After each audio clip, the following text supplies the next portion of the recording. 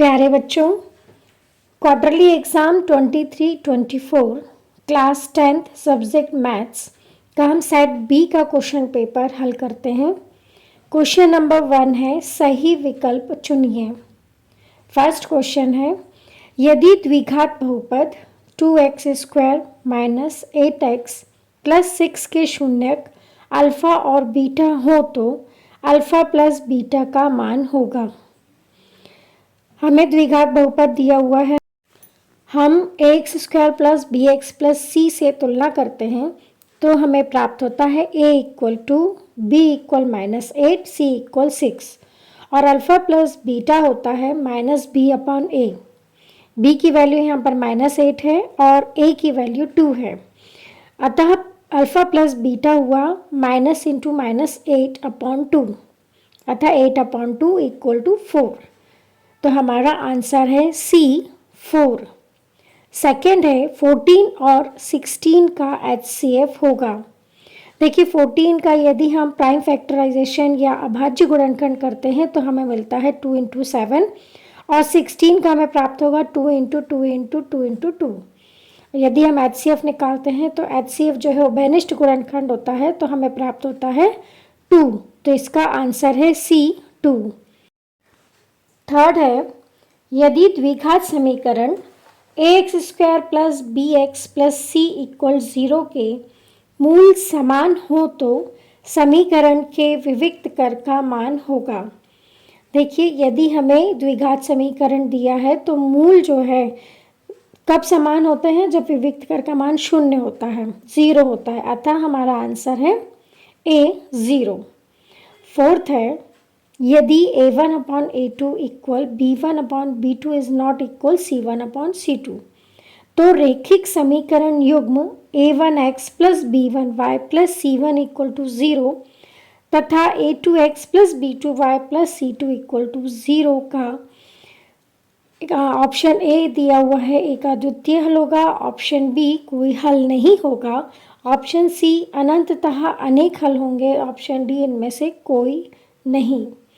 तो जैसा हम जानते हैं कि यदि a1 upon a2 equal b1 upon b2 is not equal to c1 upon c2 हो तो निकाय का कोई भी हल नहीं होता है, अतः हमारा आंसर है ऑप्शन बी कोई हल नहीं होगा। फिफ्थ क्वेश्चन है, किसी त्रिभुज ABC में DE is parallel to AB, DE और AB समानांतर हैं तथा CD equal 3 centimetre, EC equal 4 centimetre, B equal to 6 centimetre, तब DA होगा। यहाँ हम देख रहे हैं कि D और AB जो है हमें समांतर दिया हुआ है। हम यहाँ पर डायग्राम बनाते हैं तो हमें डायग्राम प्राप्त होगा। हमने त्रिभुज बनाया ABC और उसमें जो है DE समानांतर AB खींचा। अब जैसा कि हम जानते हैं थेल्स प्रमेय से CD upon DA equal EC upon BE। अब हम इसमें वैल्यू पुट कर देते हैं तो हमें प्राप्त होगा DA equal to 9 upon 2। DA equal to प्राप्त हुआ हमें 4.5 सेंटीमीटर, अतः हमारा आंसर है ऑप्शन सी 4.5 सेंटीमीटर। सिक्स्थ है, AP 13, 10, 7 टू इन्फिनिटी का तीसवा पद है। हमें यहाँ पर AP दी हुई है, यहाँ हम देख रहे हैं कि प्रथम पद 13A इक्वल टू 13 है। D सार्वंतर निकालते हैं तो द्वितीय पद में से प्रथम पद को माइनस करेंगे तो हमें प्राप्त होगा -3, 10 माइनस 13 इक्वल -3 और तीसरा पद हमें निकालना है तो n इक्वल टू 30 दिया हुआ है। हम सूत्र लगाते हैं n equal to a plus n minus 1 into d. अब हम इसमें a, n और d की वैल्यू यदि हम रख देते तो हमें प्राप्त होगा a30 equal to 13 plus 30 minus 1 into -3। अब हम इसे हल करते हैं तो हमें प्राप्त होगा 13 माइनस 87 और हमारा आंसर हुआ -74, अतः हमारा आंसर है ऑप्शन सी -74। क्वेश्चन नंबर 2 है, रिक्त स्थानों की पूर्ति कीजिए। फर्स्ट है, द्विघात बहुपद में शून्यकों की अधिकतम संख्या डैश होती है।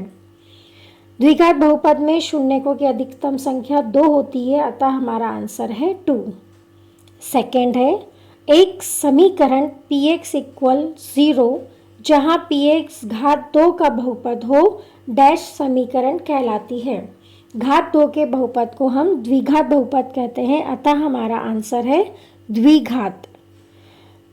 थर्ड है, समरूप त्रिभुज के संगत कोण डैश होते हैं।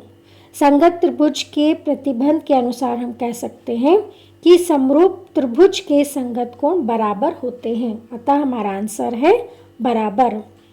फोर्थ है, 4√3 एक डैश संख्या है। तो 4√3 जैसा हम जानते हैं कि एक अपरिमेय संख्या है, अतः हमारा आंसर है अपरिमेय।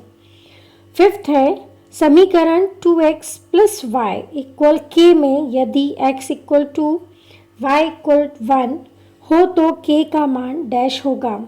अब हम जो हमें समीकरण दिया है हम उसमें x बराबर 2 और y इक्वल टू 1 यदि हम पुट करते हैं रखते हैं तो हमें प्राप्त होता है k इक्वल टू 5, अतः हमारा आंसर है 5।